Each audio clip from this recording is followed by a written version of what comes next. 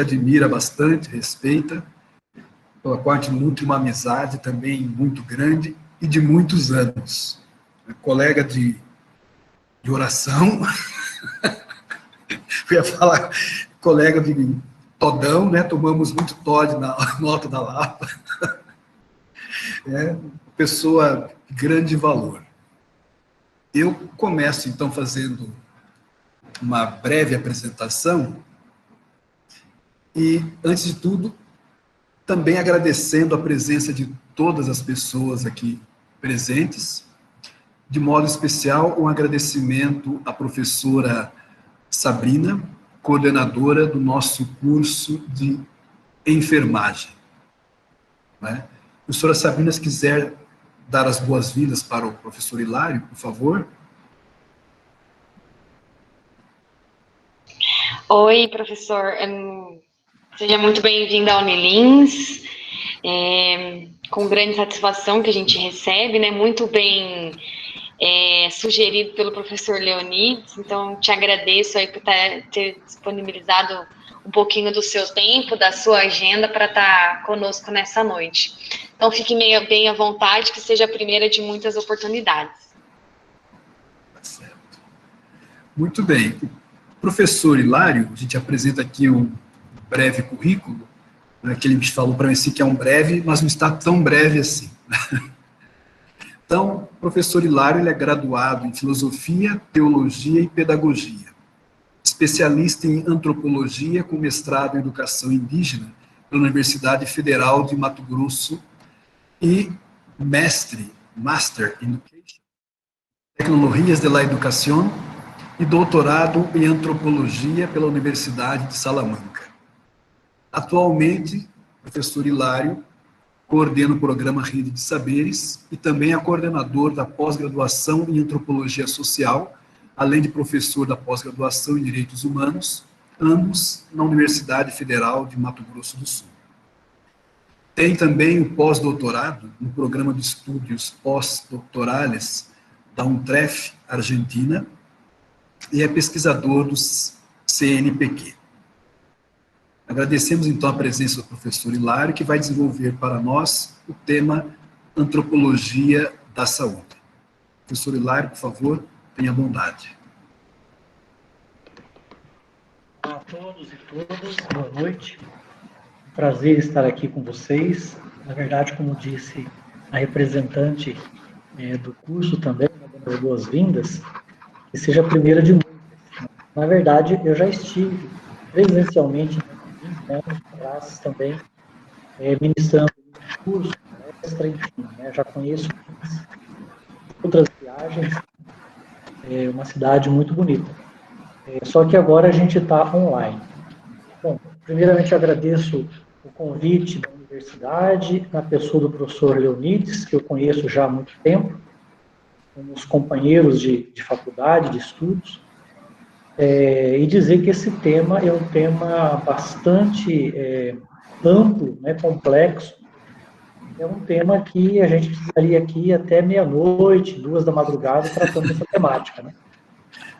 E é o tema da antropologia de uma forma geral, né, e a relação da antropologia com a saúde, que acabou sendo uma sub-área, né, da antropologia, né, antropologia aplicada à saúde. Assim como disse o professor Leonides, né, no começo, o meu mestrado, ele foi em antropologia, perdão, o meu mestrado foi no campo da educação, né, mas com a linha de pesquisa em educação indígena. A orientadora era uma antropóloga. Então, a partir daí, porque até esse momento, né, eu era no campo da educação, né, tinha feito também graduação em educação e pedagogia, mestrado, né, mas por influência dessa minha professora orientadora no mestrado, eu fui fazer o doutorado na Espanha em antropologia, né, e desde então não saí mais dessa área de pesquisa, de estudo, enfim, e de docência. Então, a antropologia é a área que eu adotei, né, para o meu trabalho profissional e de pesquisador, né. Mas o tema solicitado hoje, né, e foi até uma sugestão minha, em vez de falar apenas da antropologia, já que é para alunos, né, de cursos ligados à saúde, né, enfermagem, que a gente falasse, né, brevemente, ou, né, uma parte da conversa sobre a antropologia da saúde, né, no contexto da pandemia. Então, essa seria a proposta da conversa de hoje. Eu pergunto rapidamente se está sendo espelhado o PowerPoint, a apresentação. Todos estão vendo? Mas a tela está sem a apresentação. Só está mostrando a tela, mas no modelo do PowerPoint, o ambiente do PowerPoint. E agora está a apresentação ou ainda não? Ainda não. É que para mim ela aparece com a apresentação. Isso aconteceu outro dia. Eu acho que é um problema do PowerPoint. Então, eu já cliquei aqui no íconezinho aqui, mas para mim ele aparece assim, para vocês não. Então, vamos seguir assim. Me desculpem, né?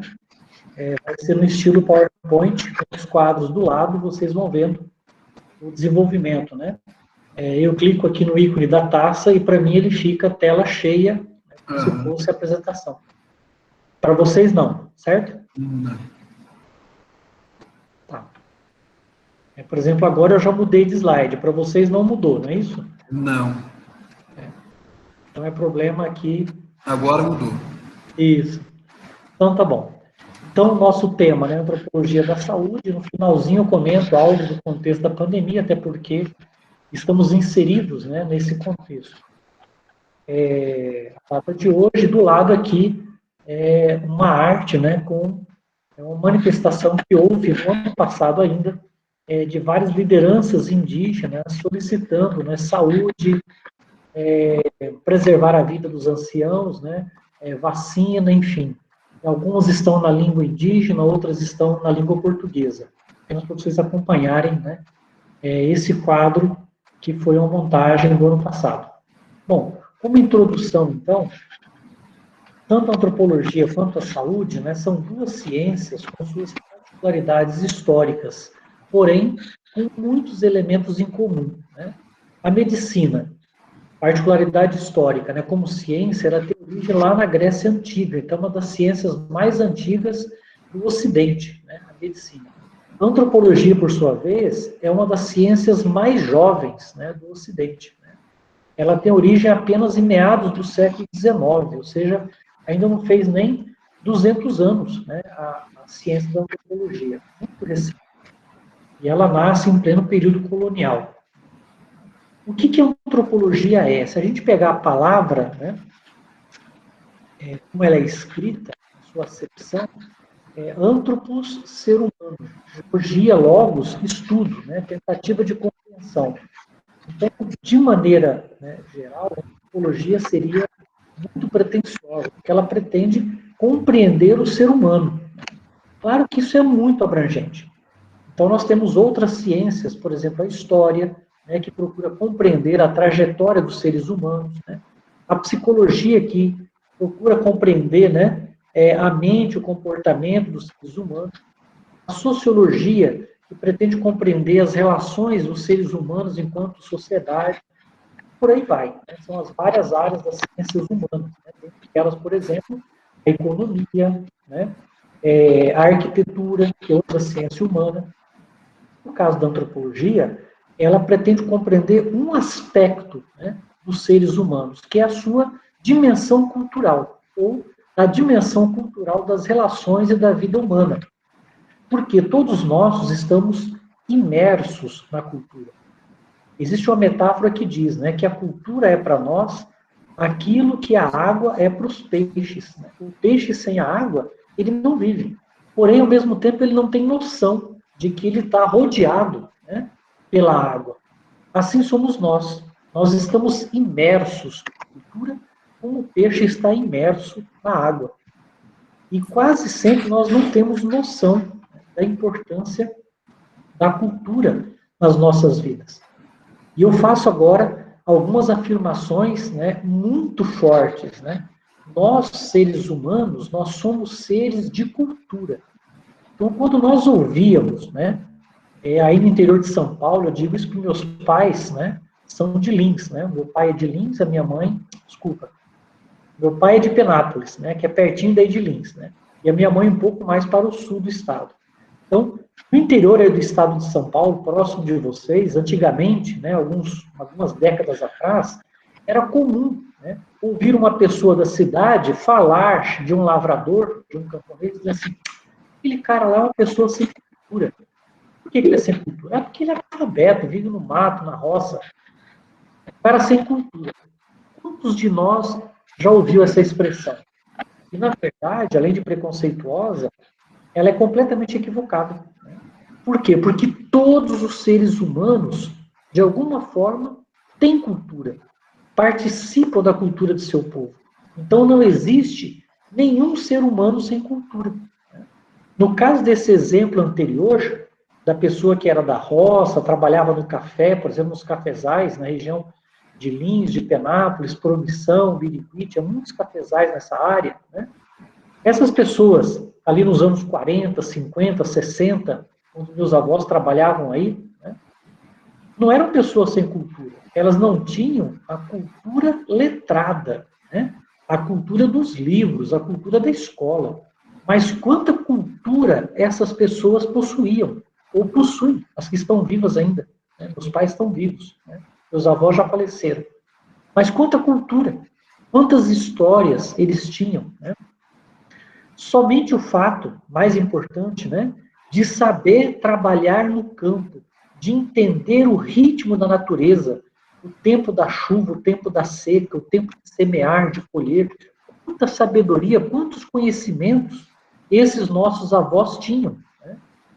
Mas, preconceituosamente, muitos diziam na época que eles eram pessoas sem cultura. Então, já sabemos que essa afirmação, além de preconceituosa, ela é equivocada. Não é verdade. Né? Essas pessoas não tinham, né, a cultura da escola, dos livros, do letramento, mas possuíam outros elementos de cultura. E agora uma outra afirmação. Além de todos nós sermos seres de cultura, nós trazemos marcas da cultura em nossos corpos. Vocês já pararam para observar? Né? A cultura marca os nossos corpos.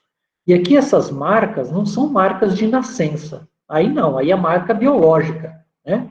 Por exemplo, eu nasci com o nariz muito grande. Isso não é cultural. Isso é biológico. Ou uma pessoa nasceu com uma pinta no braço, uma pinta nas costas, uma pinta no rosto, enfim. São marcas biológicas, nós já nascemos com ela.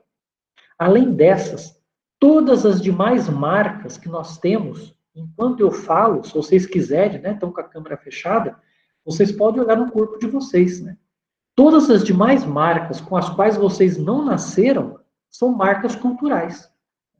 Por exemplo, quem tem um desenho, né, na sobrancelha, que faz a sobrancelha. O que é isso? É uma marca cultural. Né? É um costume que nem sempre as mulheres, atualmente até alguns homens fazem, né? Que é fazer a sobrancelha, que é cortar direitinho, deixar um formato legal na sobrancelha. Isso é uma marca cultural. Né? O furo nas orelhas para colocar brinco. Nós não nascemos com esse furo. Né? Nascemos com outros furos. Esse não. Essa é uma marca cultural. As mulheres, quando usam, por exemplo, sutiã, depois de um tempo, fica a marca do sutiã, né, no corpo da mulher. É uma marca cultural. Sem falar das tatuagens, né, sem falar dos piercings, que precisam de outros furos. E, além disso, dessas marcas, inclusive, a maneira do nosso corpo se postar, né, a maneira de sentar. Né. Por que antigamente as mulheres, quando sentavam, já tinha que automaticamente cruzar as pernas? Quem já parou para perguntar isso? Quando as meninas eram crianças, mesmo brincando no chão, a mãe dizia, menina, fecha a perna. Percebe? É uma marca cultural. A menina senta, tem que cruzar a perna. Onde está escrito isso? É uma marca cultural. Maneira de cumprimentar, por exemplo. Quando eu dava aulas presenciais, eu fazia um exercício. Eu chamava 1, 2 alunos na frente da sala e eu fazia com eles vários tipos de cumprimento. Como é que duas pessoas, dois professores que não se conhecem, como é que eles se cumprimentam? Com um aperto de mão, não é isso? Agora, se são duas pessoas conhecidas, né, um professor ou uma professora que já se conhece da universidade, aí nos corredores da Unilins, por exemplo, como é que eles se cumprimentam, né? Ou eles dão um abraço, ou eles dão 2 beijinhos, um de cada lado. E alguns falam que no Rio de Janeiro são 3 beijinhos, né? Em outros lugares, um só. Enfim, a gente dá um beijo na face da pessoa. Né? É um gesto de carinho, de acolhida, de amizade. Só que a gente não faz um beijo na face de qualquer pessoa. Tem um contexto, tem uma história. Né? Se a pessoa é amiga, eu faço. Se não, a gente já fica meio distante, é só um aperto de mão. Enfim. Só que em outros lugares do mundo não é assim. Né? Nos Estados Unidos, por exemplo, América do Norte, raramente você vê as pessoas se cumprimentarem dando. Lá eles fazem o quê? Um aperto de mão. Mas é um aperto de mão, né, bem strong, bem forte. Você balança a mão do cara e o gesto é o gesto de quê? De confiança, né, de amizade, você apertar fortemente a mão de alguém. No Canadá, onde eu estive durante 6 meses, a mesma coisa, só que já é menos intenso o aperto de mão. Ninguém beija também, ninguém se encosta. E se a gente vai para o Oriente, para o Japão, aí que as pessoas não se encostam mesmo. Né? Como é que os japoneses se cumprimentam? Eles fazem aquele gesto, né, de reverência, de baixar a cabeça. E se são duas pessoas de idades diferentes, é sempre a mais jovem que faz a reverência primeiro e abaixa um pouco mais. Depois que ela faz a reverência, a pessoa de mais idade também faz, abaixando um pouco menos. E elas não se encostam. Elas não têm costume de abraçar, de dar 2 beijinhos, nem 3, nem nenhum. Quando eu estava no Canadá estudando inglês, por exemplo, havia 2 garotas recém-chegadas, né, no Japão, e elas viviam no interior do Japão, não eram de Tóquio. Elas ficaram horrorizadas, né? Quando a gente chegou, nós aqui latinos, e demos um abraço apertado nelas, elas ficaram como se fossem múmias, paralisadas, né? Porque ninguém toca o corpo das pessoas lá no Japão. Então, só para imaginar essas formas diferentes, né? Diferentes maneiras de cumprimentar as pessoas. Isso varia de cultura para cultura. Só para reforçar o quanto nós somos culturais e como nós trazemos marcas da cultura, inclusive nos nossos comportamentos. Outra coisa que tem a ver, por exemplo, com o curso de nutrição. Eu acho que não tem na Unilins, né? Mas que tem a ver com a área da saúde, por exemplo, que é a questão do paladar, né? Dos sabores. Onde que eu sinto, né, o sabor de uma comida? Né? Nas papilas gustativas que estão na minha boca. Ah, professor, mas isso é uma coisa biológica, genética. Todos nós nascemos com a mesma quantidade de papilas gustativas. Perfeito. Daqui a pouco a gente vai ver essa diferença, né, entre o biogenético e o cultural.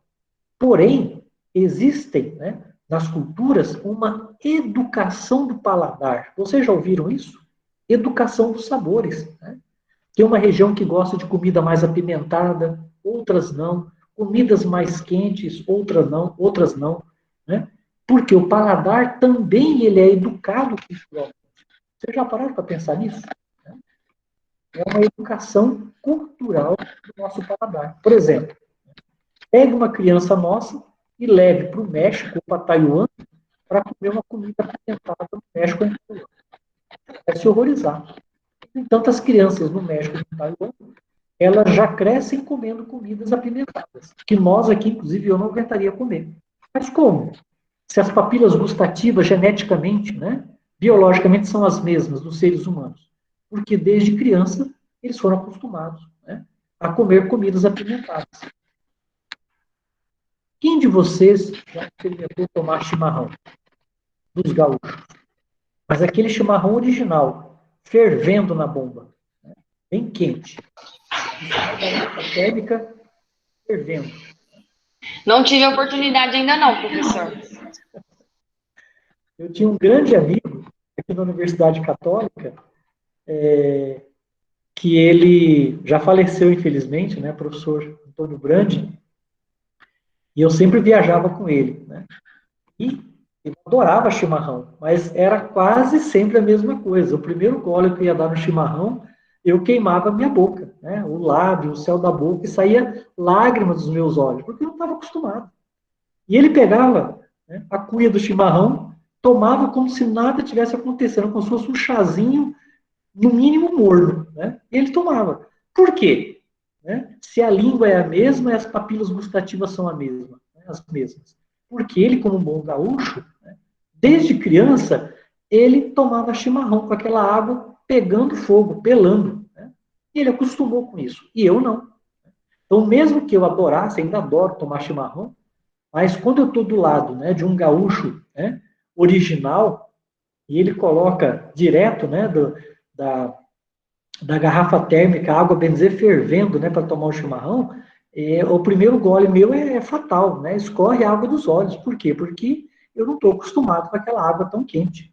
Então, só para vocês, né, perceberem como que até o nosso paladar, né, as papilas gustativas, elas também são culturalmente modificadas, né, culturalmente adaptadas às nossas realidades, cada uma diferente. Bom, voltamos aqui à nossa apresentação. Uma outra afirmação importante, nós estamos no campo da antropologia ainda, né? Daqui a pouco a gente entra no campo da saúde. Né?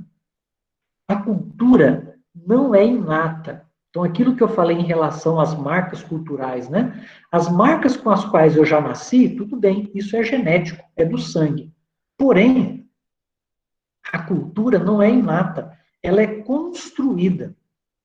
Ela é elaborada e reelaborada dinamicamente. Nós nascemos, eu diria assim, né? Tem até um livro que ele é bem introdutório, não sei se alguns de vocês já leram, né? Que é do professor Roque de Barros Laraia. Está bem velhinho, mas está vivo ainda, né? E é uma introdução ao tema da antropologia, que é Cultura, um conceito antropológico. É um livrinho que é um dos mais utilizados nas graduações no Brasil para introdução à antropologia, esse livrinho, né? Tanto que esse slide aqui, eu me inspirei nesse livrinho, né, do professor Roque de Barros Laraia, né? E ele fala, né, que quase 100%, inclusive do nosso comportamento, ele é cultural, ele não é inato. Então, aquela história, filho de peixe, peixinho é uma outra afirmação do senso comum, que nem sempre se confirma. É exatamente o contrário, né? Essa frase virou tão comum que a gente acha que o normal é que os filhos acompanhem os mesmos comportamentos dos pais. E não é verdade. Não é verdade. Né? Não é porque, por exemplo, meu pai fosse um exímio pianista que eu já vou nascer no sangue, na minha genética pianista. Errado. Não é assim. Né? Aprender piano é uma questão cultural. De tanto ver o meu pai tocar piano, eu posso até me interessar e futuramente vir a tocar piano. Até melhor que o meu pai. Mas isso não é genético, é cultural. Né? É cultural. Por exemplo, o filho do Pelé. Né? De tantos filhos que ele teve, um seguiu o futebol. Né? E nem seguiu o pai dele, que é um dos maiores goleadores, né, de todos os tempos no futebol. O Edinho, filho do Pelé, foi justamente o contrário, foi ser goleiro. Tá vendo? Então, filho de peixe não é peixinho. Né? Às vezes é tubarão, é outras coisas. Mas peixinho não é. Para dizer que tudo aquilo que é, né, elaborado, construído dinamicamente, são elementos da cultura. Né? E não é inato. A gente constrói isso, né, com a nossa vida. Até aqui tudo bem? Dúvidas, perguntas, questões? Fiquem à vontade. Comentários? Temos até meia-noite hoje. Bom, rapidamente então, passando para o segundo slide, né, que, como eu disse, eu não consigo espelhar para vocês no estilo de apresentação, acho que é um problema do meu note. Isso aconteceu 2 dias atrás, aliás, não, na sexta-feira passada, no outro dia que eu estava. Então, o conceito de cultura. Né? Então, o primeiro conceito de cultura que apareceu na antropologia era assim: o que é cultura? Cultura é um complexo, né? Ou seja, um conjunto de coisas, né? Que inclui conhecimento, crenças, arte, moral, leis, costumes, né? Religião e quaisquer outras capacidades e hábitos adquiridos pelo ser humano como membro de uma sociedade. Essa definição é do Taylor, né, um dos primeiros antropólogos, em 1851. Então, olha que definição interessante de cultura, né? Tudo aquilo que inclui os nossos conhecimentos, nossas crenças, olha que interessante, nossas leis. O pessoal que é da área do direito, no caso de vocês, né? É uma das primeiras coisas que eu falo quando eu dou aula para o curso de direito é isso, né? Que as leis não são eternas, as leis não vieram do céu, né? As leis são humanas, são culturais, e elas mudam com o tempo. Por exemplo, havia uma lei no antigo Código Civil nosso, que acabou de ser reformado, né, e aprovado, que era aquela questão da honra, né? O marido que se sentia atraído pela mulher, porque a mulher botou chifre na cabeça dele, né, pela sua honra, ele podia assassinar a mulher, né, e não era condenado, não era sequer preso e punido. Por quê? Porque ele foi limpar a sua honra. Olha que interessante. Isso era lei. Né? Claro, é uma lei patriarcal, colonial, que subsistiu no antigo Código Penal, né, do início do século XX. Ainda bem que foi reformulado, porque hoje, para nós, falar isso soa como um absurdo. Né? Mas só para perceber como as leis, os costumes, elas são culturais e elas mudam com o tempo. Né? Os próprios artigos que compõem a Declaração Universal dos Direitos Humanos, né? São 30 artigos que compõem aquela declaração de 48 da ONU, que foi assinada por quase todos os países do mundo. Né? Os direitos humanos, eles não pararam naqueles 30 artigos. Por quê? Os direitos humanos, eles são dinâmicos, eles continuam avançando. Tanto que lá na década de 40, logo depois da Segunda Guerra Mundial, né, não havia, por exemplo, o tema ambiental. Então, o tema ambiental, ele não aparece na Declaração dos Direitos Humanos. Né? Então, só para dar mais um exemplo de como que as leis também são culturais, e as leis também avançam conforme o tempo, as culturas, né, e as necessidades humanas.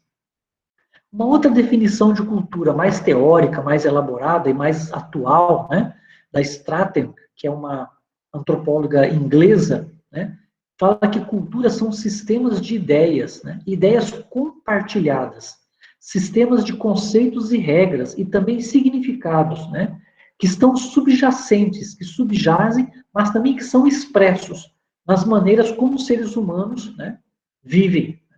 Então, de certa forma, nós vivemos, né, conforme essas regras e significados da nossa cultura.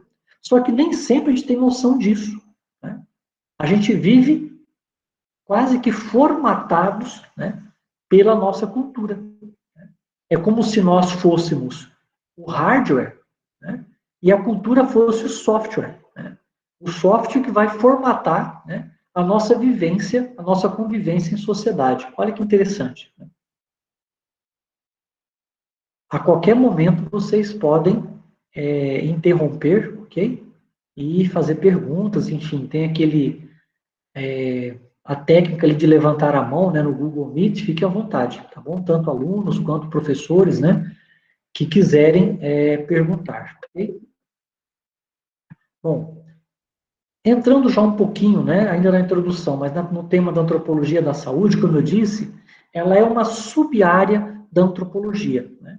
Mas um pouquinho antes disso, antes desse quadro, só para lembrar, né, nós temos, dentro da antropologia, né, nós temos alguns troncos clássicos da antropologia. Né? O primeiro deles é a antropologia social, mais identificada com a Inglaterra, então por isso que é chamada antropologia social inglesa. Né? Um segundo grande tronco, né, a gente fala que é a antropologia cultural, né, que é mais ligada à antropologia americana. Né? Então, antropologia cultural americana. São dois grandes troncos clássicos da antropologia. E depois deles veio ainda, né, a antropologia estrutural francesa, né, que tenta dialogar um pouco com esses dois lados, esses dois troncos. Até porque ela é próxima da inglesa e porque ela trabalha muito com o conceito de cultura. Então, só para dizer de como que está estruturada, né, a antropologia clássica. E aí, a antropologia clássica, ela tem alguns primos irmãos, né, que são ciências muito próximas da antropologia. Por exemplo, a arqueologia, né? A gente fala que a antropologia trabalha com a cultura humana viva, né? E a arqueologia trabalha com as culturas humanas pretéritas, né? Que já morreram. Então, são duas ciências muito próximas, a antropologia e a arqueologia, né? Quem assistiu aqueles filmes de Indiana Jones, né? Ali nos anos, final dos 80, parece, nos anos 90, talvez, né? Mas até hoje tem, né? Aquela série do Indiana Jones, ali é a figura de um arqueólogo, né? Muito parecido com a antropologia. Também existe um campo da linguística, né, ligado às línguas indígenas, que é muito próximo à antropologia, a própria história é muito próxima à antropologia. Então, só para dizer de ciências, né, que são primas irmãs da antropologia. Mas voltando agora, né, para a antropologia da saúde, na Inglaterra eles costumam chamar de antropologia médica, né, mas é a mesma coisa. É um ramo da antropologia social ou, mais frequentemente, da antropologia cultural, como eu falei. Né? Por quê? Porque vai ver exatamente a dimensão da cultura que afeta nossas concepções de saúde ou de doença. Né? E, tanto uma quanto outra, elas são profundamente, eminentemente interdisciplinar. Né? O que significa uma abordagem interdisciplinar? Significa que uma única ciência não dá conta de entender o ser humano. Então, eu não posso pegar, por exemplo, só a sociologia e querer abarcar todo o ser humano. O ser humano é muito complexo. Né? Ou pegar uma outra ciência, por exemplo, a enfermagem. Né? Eu sou um aluno de graduação de enfermagem e me basta a enfermagem. Né? As técnicas da enfermagem, a compreensão biomédica, né? A compreensão biomédica do corpo humano, as técnicas de enfermagem, me basta isso. Errado. Né? Qualquer ciência, seja ela da área de humanas, ou da área da saúde, ou das exatas, né, que tenta trabalhar com o ser humano, ela tem, em algum momento, que ser interdisciplinar, ou seja, ela tem que dialogar com outras áreas, que é o que nós estamos fazendo aqui hoje. Né? Pelo que eu entendi, vocês, alunos e alunas, são da área da saúde. Né? Então, a área da saúde, em alguns momentos, ela precisa dialogar com outras áreas do conhecimento, como a sociologia, a própria história, a antropologia. Nós estamos agora, por exemplo, no meio de uma pandemia. O que a história pode nos ensinar de outras pandemias?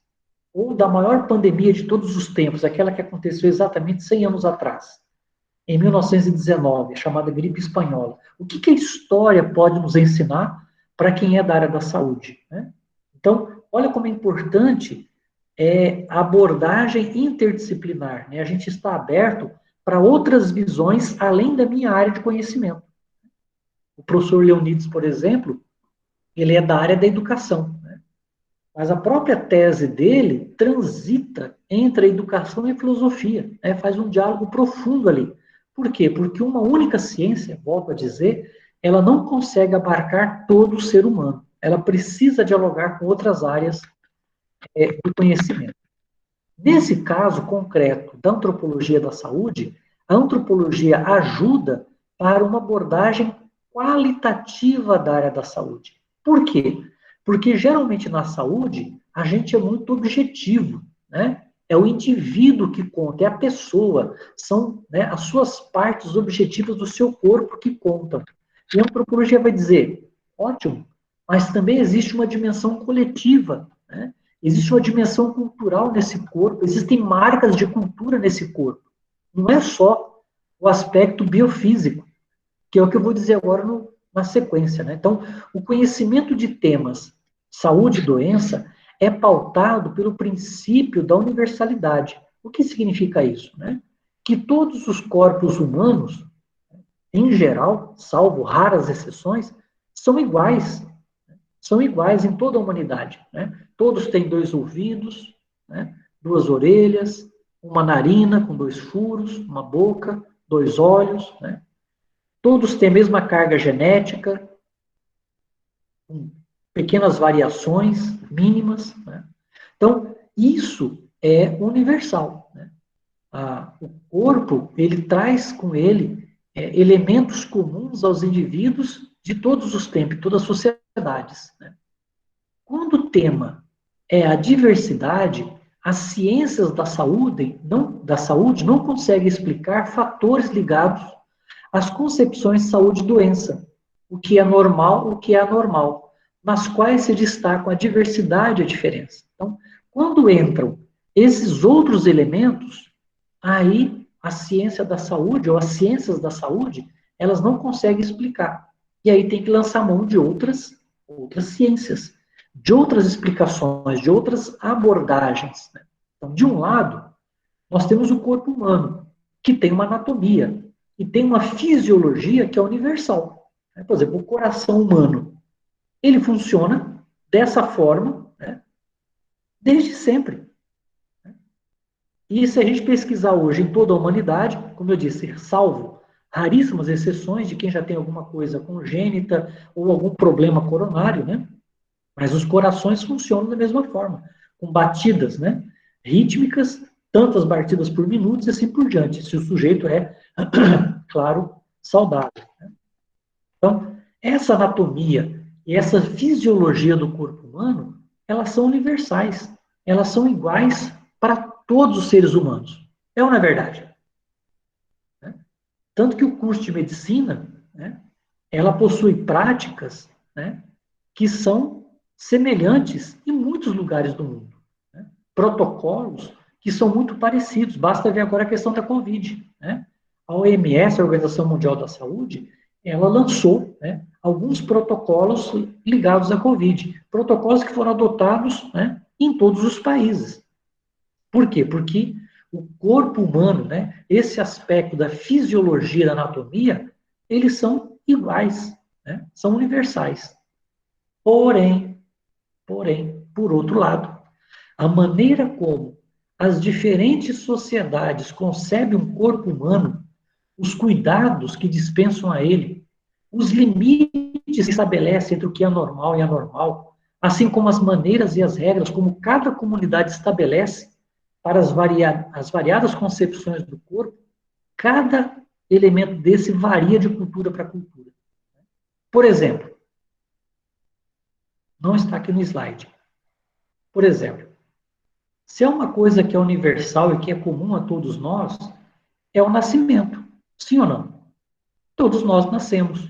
Em todos os tempos e lugares, em todas as culturas do mundo. Todos nós um dia nascemos. Nenhum de nós foi espirrado, né? Nós nascemos ou de um parto, como se diz, normal, ou da cesárea, né? Que agora acabou virando mais normal que o parto normal. Mas, enfim, é uma piadinha sem graça. Vamos supor aqui o parto normal.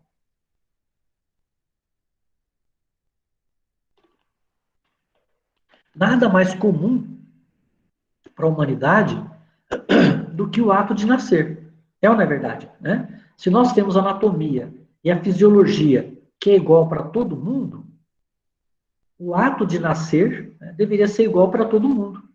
Eu pergunto para vocês, o ato do nascimento é igual em todas as culturas, em todos os tempos e lugares, sim ou não? O que vocês acham? Com certeza não, né, professor? Com certeza não, Sabrina. Com certeza não, né? Basta olhar as culturas tradicionais, né? Africanas, do Sudeste Asiático, as culturas dos povos nativos da América, dos australianos, dos povos da Oceania, né? Cada povo tradicional tem uma forma diferente da prática do parto, que deveria ser uma coisa igual para todo mundo, e não é, né? A própria gestação, né? A ciência nos diz, né, de umas décadas, de uns anos para cá, né, como que é o processo de gestação. Eles são 9 meses, né? A gestação do bebê no útero materno, enfim. Agora, todas as culturas têm a mesma concepção da gestação? Também, com certeza, não, né? Por exemplo, o povo que eu estudei, não sei se o professor Leonides conheceu, né? O povo Bororo, ainda hoje... Saudosa lembrança. Saudosa lembrança, né? De 30, 40 anos atrás. O povo Bororo, os mais tradicionais, os mais velhos, não os mais jovens, né, que já estão sendo escolarizados, né, já tem até ensino médio nas aldeias, né, mas os mais idosos, eles ainda acreditam, né, que o feto, ele se desenvolve no ventre materno com a ajuda do homem, né? Então, não é apenas na primeira relação, né, quando acontece a inseminação ou, né, a fecundação da mulher, né? Eles acreditam que os 9 meses de desenvolvimento da criança, do feto, ele precisa, né, da ajuda do homem. Então, por isso que é muito frequente, no caso do povo Bororo, mas também em outras culturas tradicionais, né, a necessidade do homem continuar a relação sexual. Por quê? Cada relação sexual, ele está ajudando a fazer um pedacinho do feto, né? Então, olha só, que coisa mais interessante. Tem uma lógica? Claro que tem. Né? Por quê? Porque a ciência ocidental, que muitos séculos depois é que foi descobrir, e hoje nós acreditamos na ciência, né, que o feto, ele passa a se formar a partir da primeira, lá da concepção, né, da primeira relação sexual. As outras relações que vierem, não influencia mais nada, porque o feto já está lá, crescendo a partir da multiplicação celular, né. Só que esse povo, concretamente, que eu pesquisei, até hoje os mais velhos acreditam nisso, né, que é necessário continuar com a relação sexual, mesmo durante a gravidez, para continuar formando o bebê, né, no útero. E aí, o homem tem que dar uma regadinha para poder ir formando as partes do bebê. Olha que interessante. Então, isso só para dar um exemplo de uma cultura que eu estudei. E quantas outras concepções, né, que não existem sobre isso. Então, em relação ao parto, certamente vocês já ouviram, né, vocês são da área da saúde, os diferentes tipos de parto que existem ainda hoje no mundo, né? Mesmo no Ocidente. Né? Mesmo no Ocidente. Então, o parto assistido, o parto na água, o parto não sei o quê, né? Só para vocês verem, né, que uma coisa que seria fisiológica, anatomicamente igual para todas as mulheres, que é o processo do parto, aquelas, claro, né, que têm filhos, não é igual, muda, né? De cultura para cultura, de concepção para concepção. E existem culturas, eu também sou testemunho disso, porque eu sou antropólogo, né, estudo povos nativos, né, povos tradicionais, que quando acontece o parto e nasce a criança, sobretudo se é parto natural, né, e quem é mulher sabe disso, né, que no parto natural a recuperação da mulher ela é muito mais rápida do que a cesárea, né, porque não tem intervenção cirúrgica nenhuma, né. A mulher com 12 horas ela já está, né, em pé trabalhando. Então, em algumas culturas, como, por exemplo, a cultura Guarani, aqui no sul do meu estado, de onde eu falo de Campo Grande, capital de Mato Grosso do Sul. Né? O povo Guarani, quando a criança nasce, quem vai descansar na rede é o marido, é o pai da criança. Ele não pode trabalhar na roça, ele não pode fazer esforço, né? Porque se ele fizer, ele vai prejudicar a saúde da criança. Então, ele é que tem que ficar de resguardo. É um resguardo cultural, ritual, simbólico. Né? E só para provar isso, eu ouvi de um professor, olha que já não era mais um tradicional qualquer, né? Ele era um indígena, né? Já até terminou o mestrado. Mas à época ele estava fazendo graduação, que nem vocês. Então, assim, era um cara que já tinha um grau de estudo, né? Estava na faculdade, estudando numa universidade federal. E conversando com ele, perguntei, né, quantos filhos você tem? Ele falou, professor, eu tive 8 filhos, né, mas um faleceu. Aí eu quis perguntar, mas faleceu por quê? Ele falou assim, olha, os médicos dizem que ele, né, nasceu, né, e pegou tuberculose e não puderam fazer nada, e ele morreu, né, com antes de um ano de idade. Né? Mortalidade infantil. Os médicos dizem. Eu falei, mas e você? Ele falou assim, professor, é porque quando ele nasceu, eu não fiz o resguardo que a cultura pede, né? E eu precisava de dinheiro e eu fui trabalhar na colheita da cana. Né? Vocês moram numa região aí perto de Lins que tem muita plantação de cana. Agora já tem máquina para fazer isso, mas antigamente não tinha máquina, era na mão, né? E aqui no Mato Grosso do Sul tem muita, né, usina de álcool e açúcar, muitos canaviais. E muitos que cortavam cana antigamente eram os indígenas. E ele foi, né? deixou a mulher em casa com recém-nascido e ele foi trabalhar. E ele não cumpriu os 30 dias do resguardo, né? Então, na concepção da cultura dele, a criança morreu porque ele descumpriu uma tradição da cultura que é sagrada. A criança nasce, o pai tem que ficar na rede, né? Não pode fazer esforço, não pode trabalhar, porque senão interfere na saúde da criança. Eu pergunto para vocês, o que existe de ciência nisso? Não é interessante, né? Se olharmos só um lado da ciência da saúde, né? Do lado ocidental, que é lógico cartesiano, o que tem de ciência nisso? Nada. Mas na concepção cultural dele, tem tudo a ver, né? E de certa forma, pode falar, Sabrina. Se me permite um comentário, eu acho que assim, e o quão é importante, né, para os nossos alunos, para os profissionais, entenderem isso, né, em que ambiente eles estão inseridos, porque eu posso não acreditar que ele, né, que realmente o nenê veio a falecer porque ele não fez o resguardo, mas ele acredita. E aí, o meu cuidado, né, a minha atenção para esse paciente, para esse cliente que vai até o serviço de saúde, eu tenho que considerar, porque para ele é isso que importa, é isso que considera. A partir do momento que você menospreza, que você não considera aquilo que ele é importante, é a mesma coisa que você estivesse desconsiderando ele, né? Exatamente. Então, eu acho que isso é muito importante, o fator cultural, o fator religioso, né?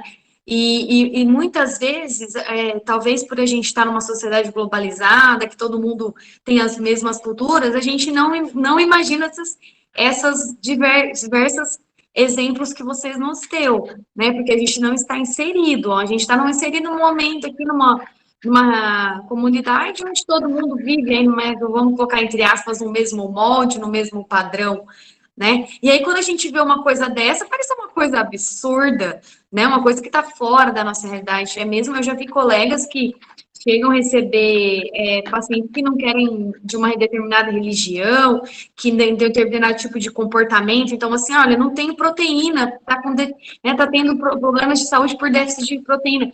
Mas como assim você não vai comer carne? Então, julga. Né, eu acho que esse comportamento é muito ruim, porque você tira totalmente o vínculo, né, do profissional com aquele que está sendo cuidado. Então, exatamente. Isso aí, assim, você julga assim, mas você vai deixar seu filho morrer se ele não vai receber uma transfusão de sangue? Então, você vai assumir a culpa, né? Então, assim, olha como que o atendimento, aí a gente entra no campo da humanização do cuidado, né, da humanização do profissional. Então, o quanto é importante isso que você está trazendo para a gente, né? Fazendo essa ponte, porque na hora que a gente vai lidar com o paciente, com o cliente no dia a dia, e não digo que seja só com um paciente, até mesmo com a nossa equipe, com os nossos colegas, porque isso não pode acontecer somente com o nosso colega, com o nosso paciente, mas pode acontecer com o colega. A gente, só para dar uma ideia, assim, eu finalizar meu comentário, eu tive uma aluna, há uns 2 anos ela se formou, que ela é de uma religião que ela não usava calça. Ela não usava calça, ela só usava saia. Só que no hospital, no estágio, ela não poderia usar, ela teria que usar a calça. E aí nem no momento a gente precisou falar para ela, olha, você vai precisar usar a calça, né? Mas se fosse preciso, a gente ia ter que iniciar esse movimento. Mas ela já entendeu que ela estava exposta a um risco, né? Mas assim, olha o quanto é importante a gente lidar com isso na nossa equipe também, né? E não é só com o nosso paciente, com a pessoa que a gente está cuidando. E a gente precisa ter esse pensamento de flexibilidade, de não julgamento, para que a gente tenha empatia com o outro, né? Então, eu acho que tudo que você está falando está me despertando muitas coisas aqui. E o quão isso está sendo muito significativo, viu? Muito bom. Que bom, Sabrina. Espero que os demais também estejam gostando, né, dessas reflexões. Então, essa atitude não empática, né, essa atitude rígida de desconsiderar a cultura do outro, né, do paciente que vem até a gente, na antropologia a gente chama de uma atitude etnocêntrica, né, de desconsiderar a cultura do outro, achar que a minha cultura é melhor, a minha cultura da ciência é melhor, e desconsiderar completamente o outro. Igual aquela história que eu falei no começo, né, o outro não tem cultura, o outro é um cara lá da roça, tá errado. Essa é uma atitude etnocêntrica. Não existe nenhuma cultura melhor que a outra. Todos nós temos culturas, são culturas diferentes. E a gente tem que respeitar. Então, só para dar um último exemplo, eu já volto para o slide, né? Anos atrás, causou aqui, né, um furor na imprensa, porque uma criança veio direto da aldeia, né, com uma infecção na perna. E os médicos tinham que operá-la, né? E a família não deixou, né?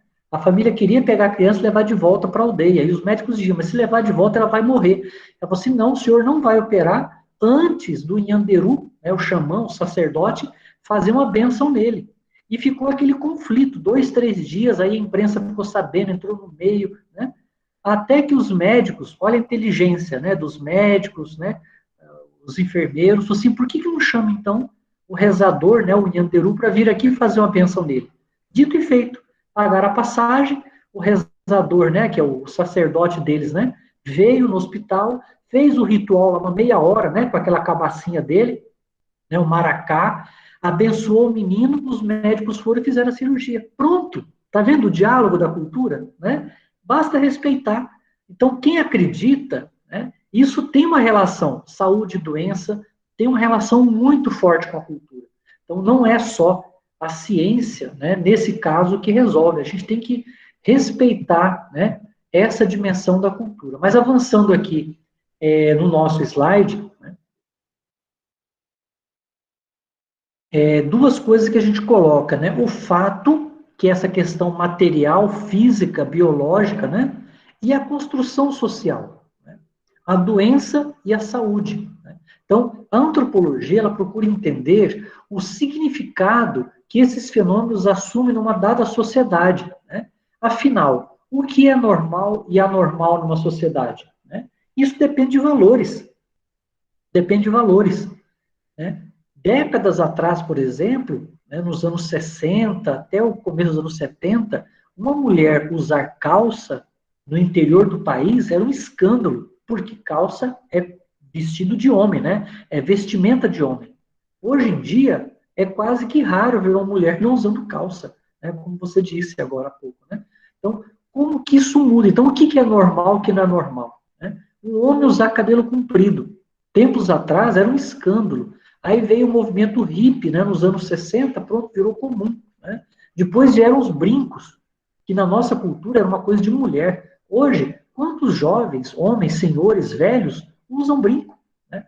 Então, para dizer o que é normal, o que é anormal.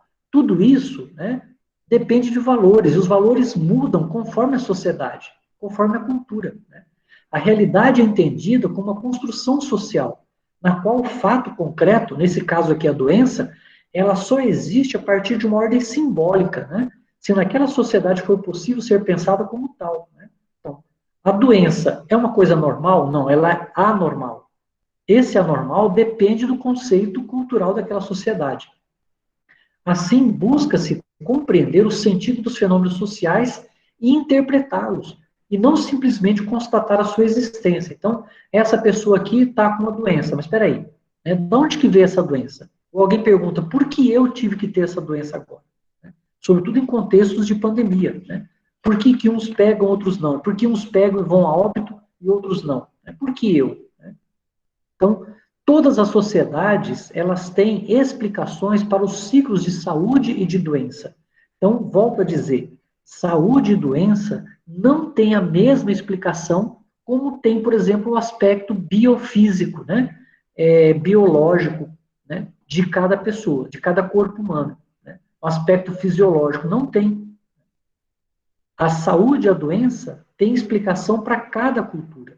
Nem sempre as explicações se limitam a fenômenos de doença. Elas abarcam outros tipos, né, de explicação. Por exemplo, infortúnio. Basta ver agora, né? Quantos pastores, né, sobretudo de igrejas evangélicas neopentecostais, estão dizendo, né, na imprensa, nos meios de comunicação, nos cultos, nas igrejas para os seus fiéis, né, que a Covid-19 é um castigo divino e que a gente combate com oração. Vocês não ouviram isso já? Ou eu estou ficando doido? Né? Então, assim, porque são formas culturais diferentes de enxergar a saúde e a doença. E isso não passa pela racionalidade médica, né? Racionalidade da ciência da saúde. A mesma coisa em relação corpo, saúde e doença, né? No Ocidente, a tradição filosófica religiosa, ela fez uma separação entre corpo e alma, né? E a concepção lá do Cartésio, do racionalismo, veio aumentar mais ainda essa dicotomia, né? Trazendo, inclusive, mais importância para um lado do que para o outro. Assim, o corpo, ele é visto como objeto de estudo da ciência biomédica. Então, o médico, quem faz a enfermagem, quem faz nutrição, quem faz fisioterapia, ele vai cuidar do corpo, da parte física. Ah, mas a pessoa é idosa, está morrendo de saudade do neto, né? Se o neto vier visitar ela ali no leito no hospital, vai ajudar ou não? Não, não pode deixar, porque eu trato do corpo daquela pessoa idosa. Eu não quero saber da parte afetiva dela. Estou percebendo? Então, é uma visão biomédica, né? Racional, lógica. Ainda bem que as ciências da saúde estão mudando essa postura, né, ultimamente. E aí, a alma, a mente, pertence a outra ordem, né, da subjetividade, da religião, né? É estudada pela religião, pela psicologia, pela psicanálise, enquanto as ciências biomédicas estudam o corpo, né? O domínio do corpo é o mais valorizado, pois sua materialidade configura a sua verdade. Então, assim, o corpo está aqui. A fisiologia está indicando isso. O pulmão funciona por quê? Porque ele está, né, com uma infecção pulmonar. Tem que tratar com o quê? Aí tem um protocolo médico.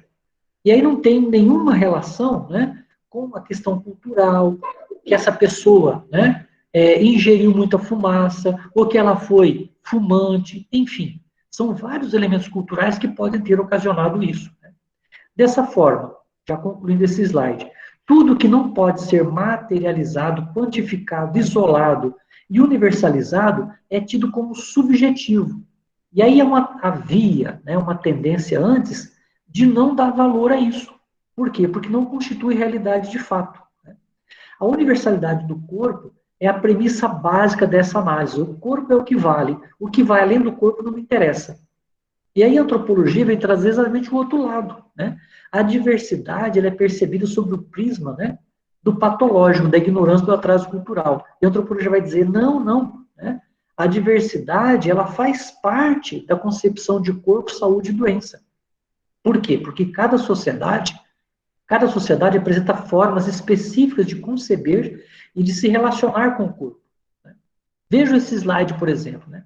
O corpo, de um lado, ele tem a universalidade, como eu falei antes, que tem a ver com as ciências naturais. De outro lado, ele tem a diversidade, que tem a ver com as ciências humanas, né? Qual deles é mais importante? Nenhum é mais importante. Os dois têm que dialogar, né?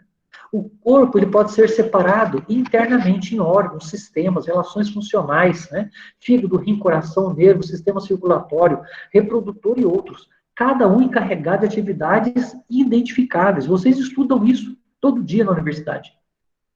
Nessa concepção, para as ciências naturais, né, da saúde, a doença ela é igual, é universal, ela é invariável em todas as culturas. Os sentidos são universais, todo mundo sente, vê e ouve do mesmo jeito. Então, essa é a concepção das ciências naturais e das ciências da saúde. Mas é isso que a antropologia ajuda a ampliar, a quebrar esse rigor, né? E o que vai dizer, então, as ciências humanas? A perspectiva antropológica aponta os limites, né, dessa tecnologia biomédica, né, quando se trata de mudar de forma permanente o estado de saúde de uma população. Nós estamos vendo agora em relação à Covid, né? Adianta falar que tem que fazer o confinamento? Adianta falar que tem que usar máscara? Conforme as culturas, as pessoas não fazem, não levam a sério. Questões como o modo com que adoecemos, por que adoecemos e o que a doença significa para nós, são questões determinadas também por fatos culturais e fatos sociais, né? E aí um cara que estudou muito isso foi o Marcel Mauss, né? Deixa eu voltar aqui, né? O Marcel Mauss foi um dos primeiros autores a chamar a atenção para a importância do que ele denominou de técnicas corporais, ou seja, as maneiras como as pessoas, sociedade por sociedade, né, sabem servir-se de seus corpos. Então, por exemplo, ele pesquisou como cada exército marchava. Então, o exército inglês marchava de um jeito, né? O alemão do Hitler marchava de outro. Aí você vai lá no Oriente, tem outro tipo de marcha. Aí você pega o exército americano, tem outro tipo de formação. E ele falou, tá vendo? Isso é cultural, né? Cada corpo humano tem um tipo de marchar, no caso do exército. E aí uma síntese do pensamento dele fala assim, né? Para ele, o corpo é necessariamente uma construção simbólica e cultural, né? Toda sociedade se utiliza de formas para marcar o corpo de seus membros. Por isso, os limites da dor, né, da excitabilidade, da resistência, elas são diferentes em cada cultura. E aqui, natural versus cultural. Aquilo que imaginamos como algo natural, ou como a forma correta de pensar e agir sobre o corpo, na verdade, são construções culturais. Não é natural. Né? A difusão do saber médico, sobretudo no século XX, na primeira metade, contribui para essa naturalização e universalização da definição de corpo ocidental. É como se houvesse um único tipo de corpo. E não é. Né? Os corpos trazem marcas culturais. Nas sociedades primitivas, não há essa separação entre corpo e alma. O corpo é um dos elementos constitutivos da pessoa. Por isso que precisou vir, né, o xamã, lá, o rezador, para poder fazer oração, para o moleque poder ser operado. Né? Porque para eles, tudo está junto, o espiritual e o corporal. Os atributos sociais e espirituais do indivíduo são inseparáveis do seu corpo físico. Olha que bonito. Né? E aqui eu termino já com essa parte da pandemia, né? Então, dando como exemplo a questão indígena. Eu volto àquele cartaz do início, né? E para dizer por que os indígenas são mais vulneráveis às viroses, né? Um dia, um repórter fez uma entrevista comigo, né? Porque surgiu uma polêmica aqui, o Mato Grosso do Sul é um dos estados mais anti-indígenas do país, né?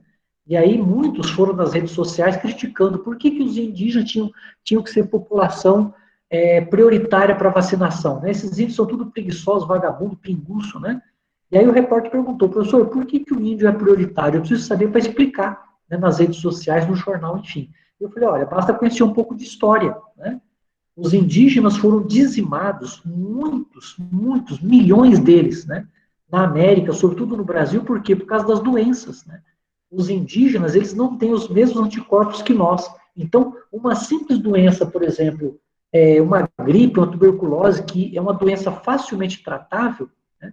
Décadas atrás, em aldeias isoladas, né, eles pegavam a tuberculose, uma gripe, dizimavam a aldeia inteira, todos morriam, porque eles não têm os mesmos anticorpos para nós, porque as doenças deles, né, as doenças nossas não são as doenças deles. Né?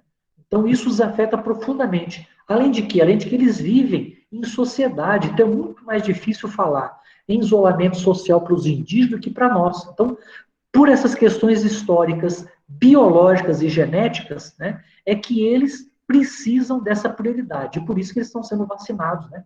Aqui no Mato Grosso do Sul, já quase 100% receberam a primeira dose da vacina. Né? E uma metade já recebeu a segunda dose. Eu só destaco aqui, né, que estão aproveitando agora a pandemia, né, para aumentar o risco de contaminação nas aldeias. Através de quê? Através das invasões das terras indígenas, da mineração dos garimpeiros, né? E por aí vai. Né? Aqui alguns dados que eu coloquei dessa semana aqui do nosso estado. Então, mais de 4.000, né, indígenas infectados aqui no estado, né, em um universo de 80 mil indígenas, então, assim, uma porcentagem muito grande, 85 mortos, né, e atingiu, bem dizer, todos os povos indígenas do estado. Né? Quase nenhum escapou. Aqui é apenas um exemplo que eu trago de um velhinho, né, que era um grande sábio do povo Terena, e infelizmente ele faleceu da Covid, né? E muitos outros. Aí dizem que esses velhinhos, eles são bibliotecas vivas, né? Aqui eu faço um destaque, né, para o papel da mulher, né, que inclusive na pandemia e na questão do trato, do cuidado, né, a mulher, ela é muito importante, ela desempenha um papel central, né? Não é que o homem não pode estar na área do cuidado, né, da enfermagem, da fisioterapia, com certeza, né, o homem também. Mas, nesse caso indígena, a mulher tem uma centralidade impressionante, a questão do cuidado. Né? E aí eu trago um site para vocês, depois o professor Leonides pode passar para vocês, né? Que é um site, né, da antropologia que trata basicamente dessa questão da pandemia. Eu vou colocar depois no chat para vocês. Né? Então, quem quiser continuar pesquisando sobre isso, né? E aí, para terminar, eu destaco a solidariedade, né? Com os mais pobres, com o pessoal das favelas, das comunidades, em São Paulo, no Rio, aqui no Mato Grosso do Sul, com as comunidades indígenas. Né? Então, assim, durante a pandemia, impressiona positivamente a enorme quantidade de iniciativas da sociedade civil em atos de auxílio, né, aos mais pobres, sobretudo aos povos indígenas, nesse momento de crise. Então, a gente vê associações, voluntários, ONGs, universidades, né, pessoal da área jurídica, do direito, né, fazendo campanhas para ajudar, para auxiliar, para levar alimentos para essas pessoas, né, porque, como vocês sabem, o auxílio emergencial parou agora durante esses 3 meses, só que a fome não para, né, quem está com fome tem que se alimentar, né, e aqui eu trago um exemplo, né, dessas campanhas que foram e continuam sendo realizadas aqui no Mato Grosso do Sul, né, que é uma família, um casal, né, de indígenas recebendo 2 cestas básicas para poder passar o mês, né. E uma última reflexão que eu faço, então, nas aldeias, predomina a ética da solidariedade. Eles estão sempre juntos, né? Então, é uma cultura do coletivo. É muito difícil trancá-los em casa e ficar isolado em casa. Eles não ficam, porque eles são culturas coletivas. Então, o que a gente tem que fazer? Isolá-los dentro das aldeias. Então, nós estamos quase 1 ano, né, sem ir nas aldeias. Por quê? Para não contaminá-los, né? Se eles estão lá só entre eles, tranquilo, eles levam vida normal, né? Então, só para dizer de uma das abordagens, né, da antropologia da saúde nesse trato da pandemia em relação às aldeias, né? Eles são seres sociáveis, eles vivem sempre em coletividade, diferente de nós, que às vezes somos muito mais individuais, né, gostamos de ficar em casa, entre nós, né? E eles vivem sempre no coletivo. Muito bem, né? Coloco aqui para vocês, então, o último slide, agradecendo, né, meu muito obrigado. É um prazer estar com vocês, e agora, mais uma vez, né, eu deixo aberto as perguntas e dúvidas de vocês. Muito obrigado. Nós que agradecemos a sua palestra excelente, sobretudo porque ela expressa a sua vivência, né? Quem teve a oportunidade de conhecer o Hilário, o professor Hilário, sabe que ele sempre foi uma pessoa convicta das coisas que fez, né? E, assim, é uma pessoa que brigava e briga por aquilo que acredita. E o trabalho dele com os indígenas, com os povos indígenas, a gente sabe que é um reflexo disso. Inclusive, você falando da pandemia, Hilário, você foi vítima da Covid, né? E foi contaminado justamente no trabalho, não é isso? Exatamente, exatamente. Eu tive que fazer uma viagem, né, para uma aldeia, então fazia muito tempo que eu não ia, e aí tive que ir, não havia outra forma, e com todo cuidado na aldeia, na volta da aldeia, eu me infectei com uma pessoa que estava no carro, né, que ela já estava infectada, nós não sabíamos, e a pessoa sem máscara, mesmo assim, né, eu usando máscara, acabei infectando, né. A sorte que ainda não era a P1, nem a P2, né, as variantes, e tive sintomas leves, exatamente na virada ali do Natal e Ano Novo, eu fiquei isolado em casa, né, e com sintomas leves, e passei por essa, graças a Deus. Hilário, enquanto as pessoas encaminham as perguntas, eu gostaria que você falasse sobre uma experiência última da doença, que é a morte, né? Então, como que a antropologia verifica os diversos rituais, né, as compreensões da morte, né? Falar também um pouco dessa mudança, que para alguns povos é uma passagem positiva, não é, me parece? Para outros é como se fosse uma punição. Como que você poderia falar a respeito dessa situação última da morte, né? Que a gente às vezes enfrenta, né? Falando da pandemia, tem pessoas que falam assim, eu tenho medo de morrer, né? Para outros, a gente sabe que não é bem assim. Poderia falar algo a respeito? Então, eu comentei durante a fala a questão do nascimento, né? Poderia ter comentado ali também a questão da morte, né? Porque são dois momentos fundamentais de qualquer ser humano, que é o nascer e o morrer, né? Então, se todos nós nascemos, né, somos seres vivos, um dia a gente vai morrer, né? Só que também, como eu disse, o nascimento, ele é interpretado, né, e impactado culturalmente, cada cultura tem uma concepção, uma forma diferente de tratar o nascimento, a mesma coisa acontece com a morte, né? Então, sobretudo nós ocidentais, nós somos muito influenciados culturalmente, né, pela cultura cristã, né? Então, o Ocidente, majoritariamente, é cristão. Nós somos cristãos, né? Raros de nós não é cristão. E como é que o cristianismo trata a morte, né? A morte é esse desligamento, né? Você morreu, você vai para outro plano, para o plano espiritual, e você não volta mais, você não tem contato nenhum. Só que o plano espiritual, ninguém sabe como é, né? A gente ouve as falas, né? Nas celebrações, né, nos rituais, mas ninguém sabe como é que é do outro lado. Então, isso causa medo, ansiedade. Né? Mas isso é a nossa cultura. Então, a maior parte de nós, por exemplo, tem medo de morrer. Né? Por quê? Porque não sabe como é que é do outro lado. Então, volto a dizer da minha experiência de pesquisador, de antropólogo, eu convivi um tempo, né, quando eu fiz meu doutorado, o trabalho de campo foi com esse povo lá, Bororo, né, que fica no Mato Grosso, né, na parte norte. Como é que eles concebem? Então, já desde da vida deles, né, então, esse povo que eu estou contando, para quem chegou depois, né, é aquele mesmo, né, que concebe a gestação dos 9 meses, né, com o pai que continua tendo uma relação sexual e cada relação vai completando a formação do corpo do feto. Né? É esse mesmo povo. Então, como é que é a concepção da morte para eles? Então, desde o nascimento e a vida deles, a aldeia deles existe 2 planos, né, que é o plano material e o plano espiritual. Tanto que uma criança, quando nasce, ela ainda não é pessoa. Ela passa a ser pessoa, indivíduo, a partir do batismo, que é o ritual de nominação, quando ela ganha um nome. E que nome que ela ganha? Né? Esses nomes da nossa sociedade? Não. São nomes de ancestrais que já morreram. Então, eles pegam o nome de um ancestral, e eles têm mais de, né, cada clã tem mais de, não sei, 1000 nomes, né, decorados na cabeça de ancestrais.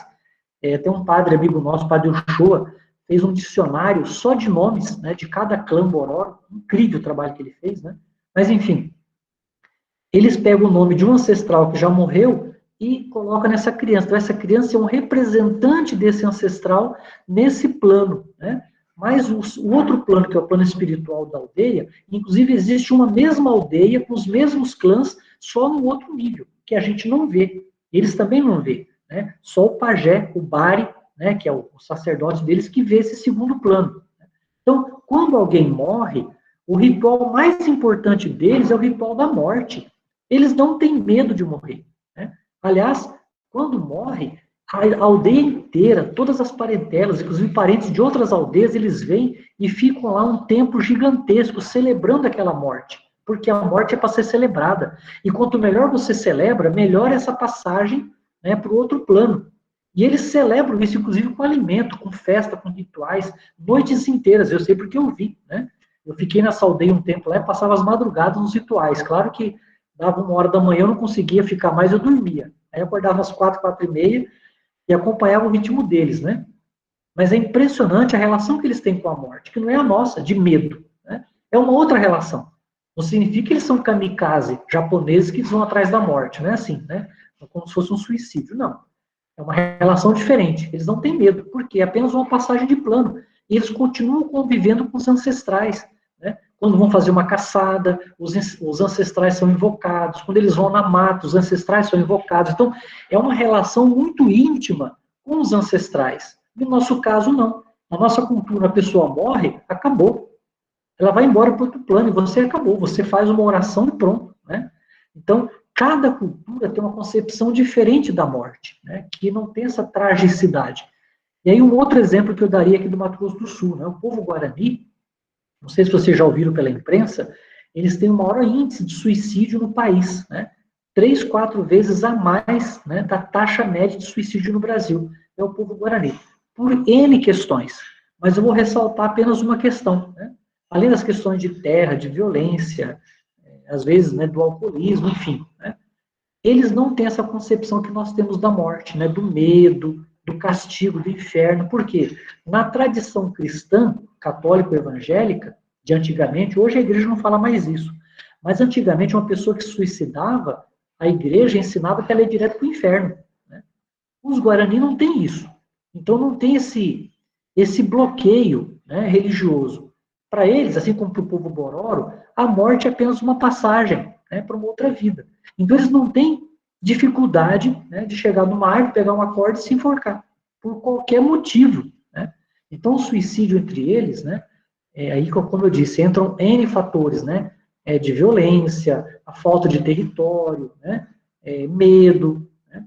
às vezes desavença com o namorado, o namorado vai lá e se suicida.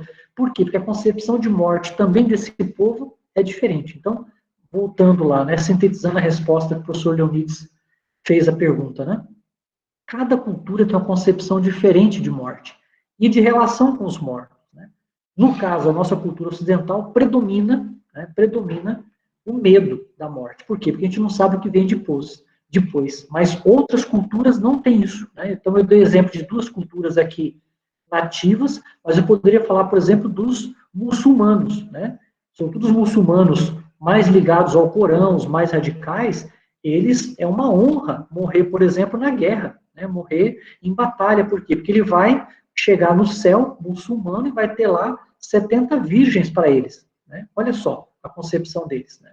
Para o povo lá mais do Oriente, né, os japoneses, né, a questão da honra é mais importante que a vida.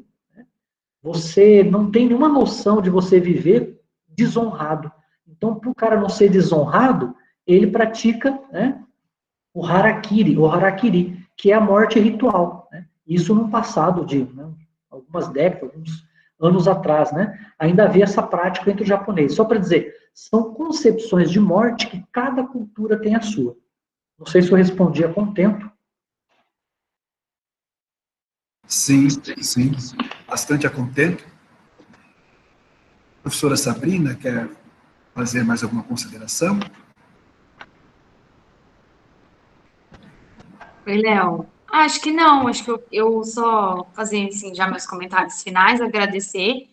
Acho que foi bastante pertinente, né? Agradecer ao professor Leonides pela iniciativa, ao professor Antônio Hilário pela participação e abrir um pouco a mente, a nossa mente, a mente dos nossos estudantes. Acho que é uma. Você deu aquele exemplo do cuidado daqueles médicos que falaram, né, com o pessoal da aldeia, e eu vejo isso muito como ação interdisciplinar. E eu acho que aqui nós somos, na grande maioria, da parte da enfermagem, mas nós estamos trocando saberes, né, dentro da antropologia e dentro da saúde. Então, acho que essa interdisciplinaridade, ela se faz muito pertinente, né, para esse debate. Falar que eu, enquanto enfermeiro, não sou dona da verdade, não resolvo todos os problemas do mundo, assim como o médico, assim como o antropólogo, a gente precisa cada um respeitar, né, a sua área do conhecimento, respeitar o colega. Então, eu acho que isso também faz muito pertinente, né, no momento de, vamos dizer assim, como fala, a cultura do ódio, né, da política do cancelei, então, está muito na moda aí, então eu acho que a gente precisa ressaltar isso também, da interdisciplinaridade e o respeito ao próximo, seja o próximo o seu colega, seja o próximo o seu paciente, né? Então, acho que eu só tenho a agradecer, professor, pelas suas contribuições. Muito obrigada. Professora Sabrina, excelente, exatamente o que você falou, né? Então, na próxima vez, o professor Leonides nem precisa me chamar, basta chamar a professora Sabrina. Exatamente isso, né? A gente fala que é o diálogo intercultural, né? Ou o diálogo interdisciplinar. Né? O que significa? Que a gente tem que abrir a mente em qualquer área que eu esteja. No caso de vocês, a área da saúde, né? E se abrir para outras concepções que vão ajudar a ser um melhor profissional. Então, a área da psicologia é importante, né? A área da sociologia, da antropologia, para entender essas questões culturais. Tudo isso aí vai ajudar a gente a ser um profissional melhor, a ter mais empatia. E, sobretudo, nem comentei com vocês, mas só a dimensão do cuidado, né, que é uma das marcas da fisioterapia, da enfermagem, o cuidado, ele é impressionante nas culturas, ele é central em muitas culturas. O tema do cuidado, né, que é a preocupação com o outro, que é a empatia com o outro, que é colocar-se no lugar do outro. A gente sempre diz, a antropologia é a ciência que tenta se colocar no lugar do outro, né, da alteridade. Exatamente isso, né, que a professora Sabrina falou. Então, o meu objetivo aqui hoje, né, é contribuir para vocês abrirem, né, a concepção para essa dimensão da interculturalidade, né, e da interdisciplinaridade. Ou seja, a nossa ciência sozinha não basta. A gente tem que dialogar com outros conhecimentos. É isso. Muito obrigado. Prazer imenso estar com vocês aqui. A gente que agradece a sua dedicação, né, o seu tempo, esse seu empenho de que você preparou, né, toda a apresentação. E a gente vai encaminhar para você um certificado para entrar lá no seu Lattes. Você vai fazer o pós-doutorado. Porque assim, a gente está estudando, nunca para, né? E esperamos contar com a sua presença física aqui, né, nos visitando em algum evento como o Connect ou outra coisa do gênero, né? Na graduação e na pós-graduação, como você já esteve aqui conosco uma vez. Certo? A gente agradece profundamente. E tem uma característica, os estudantes que estão nos acompanhando ainda, que o Hilário, eu tomo a liberdade de falar, ele rompeu com os padrões culturais no casamento. Né? As pessoas podem se perguntar assim, viu, Sabrina? Por que o nome dele é Antônio Hilário Aguilera Urquiza? O sobrenome do Hilário não era Urquiza. O sobrenome do Hilário era Aguilera. E por que você tem o sobrenome Urquiza agora, Hilário? Então, eu omiti essa informação, né? Que é bastante interessante essa história. Eu digo assim, né? Eu venho de uma família, né? Do interior de São Paulo, pai e mãe, né? Meus avós, e muito, claro, tradicional, né? Machistas, né? Racistas, mas faz parte, a sociedade brasileira era um pouco assim, né? Isso está mudando, ainda bem, né? Está mudando. E aí, quando eu nasci, eu sou o primogênito, né? Meu pai falou, não precisa colocar o sobrenome da mãe, coloca só o sobrenome do pai, né? Antônio Hilário, e o sobrenome do pai, que é o Aguilera. Né? Então, você já veio o machismo, né? De tirar o nome da mulher. Já os demais irmãos meus, todos têm o sobrenome da mãe também, né? Menos eu, porque eu era o primogênito, não precisa. Né? E aí, quando eu me casei, né, com uma mulher negra, de Lins, na cidade de vocês, né? Ela é de Lins, linense. Eu falo assim que eu dei um troco cultural, né? Ela vem de uma família de sobrenome Urquiza. E quando eu me casei, o novo Código Civil, que é de 2002, eu me casei em 2003, aliás, casei em 2004, né? O Código Civil entrou em vigor em 2003, né? Eu me casei um ano depois. Nem o cara do cartório sabia da lei. Né? Aí eu falei para ele, olha, pode consultar o Código Civil que isso é viável, né? E aí, então, ao casar, eu adotei o sobrenome da mulher, né? Isso é muito raro ainda hoje. Por quê? Porque, culturalmente, né, a mulher deixa o sobrenome da família dela para adotar o nome da família do marido. Né? O que é isso? É um machismo. Porque a nossa sociedade, além de ser patriarcal, ela é patrilinear, né? A linhagem passa pelo homem. E eu quis fazer diferente, né? A linhagem passar pela mulher. E aí eu adotei o sobrenome dela no meu sobrenome. Claro que tive que mudar o passaporte, mudei todos os meus documentos, eu já tinha um livro publicado, tive que mudar, porque agora eu assino sobrenome Aguilera Urquiza, né? Não apenas Aguilera. Então, é uma história para dizer como é que a cultura influencia a gente. Mas nós não somos escravos, né? Em qualquer momento é possível a gente abrir a consciência e adotar outras práticas de outras culturas. É isso a história. Tá certo. Parabéns, viu? Testemunhando com a própria vida o que você ensina. A própria pele. A própria pele. O que você fala na sala de aula. Eu acho que aí volta a que você falou no começo da questão da ética, não é? A ética é a gente sofrer as consequências pelas escolhas que faz. Você está de parabéns mais uma vez, a gente agradece o seu testemunho, Hilário, e ficamos aqui à disposição para quando você quiser nos visitar ao término dessa pandemia. Com certeza. Um grande abraço para você, Deus abençoe, depois a gente encaminha o certificado. Okay. Uma boa noite. Um abraço. Boa um abraço noite. à família toda. Até mais.